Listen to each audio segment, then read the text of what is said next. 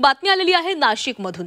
नाशिक जिल्ह्यात सुरू असलेल्या पावसामुळे गोदावरी नदीला पूर आलेला आहे। रामकुंड परिसरातील बहुतांश मंदिरं ही पाण्याखाली गेली असून पुराचं इंडिकेटर समजल्या जाणाऱ्या दुतोंड्या मारुतीच्या कमरेपर्यंत पाणी पोहोचलेलं आहे। धरण क्षेत्रात सुरू असलेल्या पावसामुळे धरणांमधून गोदावरी पात्रामध्ये विसर्ग सुरू करण्यात आलाय।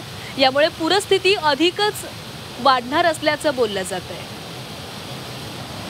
आणि या संदर्भात अधिक बोलूयात, आमचे प्रतिनिधी सागर गायकवाड आपल्यासोबत जोडले गेलेले आहेत। सागर, नाशिकमध्ये पावसानं दमदार हजेरी लावलेली आहे, गोदावरी नदीलाही पूर आलेला आहे। नक्कीच गेल्या 16 दिवसांपासून गोदावरी नदी जी आहे ती आता उसंडून वाहताना पाहायला मिळते। गोदावरी नदीची पाणी पातळीत मोठे वाढ होताना आपल्याला बघायला मिळते। खरं तर काल आणि 2 दिवसापासूनच खरं तर पावसाचा जो जोर आहे तो नाशिकमध्ये मोठ्या जोरात पाहायला मिळतोय। त्र्यंबकेश्वर असेल, नाशिक असेल, ह्या दोन्ही ठिकाणी मोठ्या प्रमाणात पाऊस पडतोय। त्याचबरोबर पाणलोट क्षेत्रात देखील मोठ्या प्रमाणात पाऊस पडतोय आणि याचा परिणाम जो आहे तो गंगापूर धरणातून पाण्याचा मोठ्या प्रमाणात विसर्ग करण्यात येत आहे। तब्बल 4700 क्युसेसचा पाण्याचा विसर्ग जो आहे तो गंगापूर धरणातून गोदावरी नदी पातळी नदीमध्ये करण्यात येत आहे।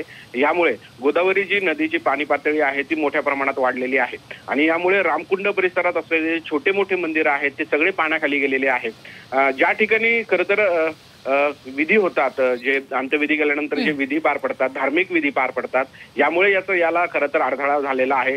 ज्या ठिकाणी अंत्यविधीची जे धार्मिक विधी पार केला जातो तो आता सध्या रस्त्यांवरती करण्यात येताना आपल्याला पाहायला मिळतोय।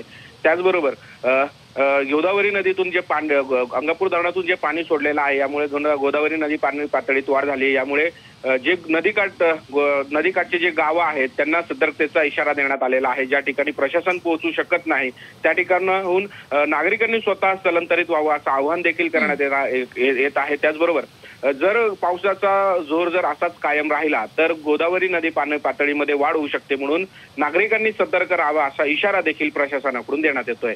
नक्कीच धन्यवाद सागर, तुम्ही दिलेल्या सविस्तर माहितीसाठी।